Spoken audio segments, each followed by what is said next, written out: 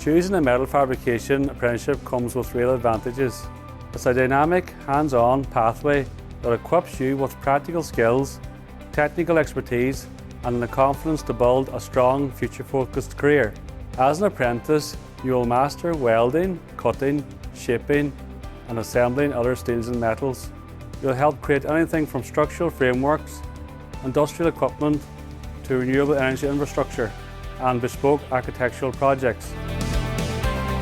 I chose the Metal Fabrication Apprenticeship because I wanted a career where I could be active, learn real skills and get straight into the workplace. The idea of earning while training and gaining experience on real projects really appealed to me. What I enjoy most is variety. One day you're welding, the next day you're cutting and assembling, and you're constantly learning new techniques. You're working with experienced tradespeople, picking up skills you can use straight away. Metal fabricators are in strong demand across construction, manufacturing, energy and the transport industry. Apprentices can progress to roles such as a cold welder, a pipe fabricator, a site supervisor, a workshop manager, a quality control inspector, or even move more into design, CAD or engineering technician roles. Many also start their own business in fabrication or continue further into studying engineering.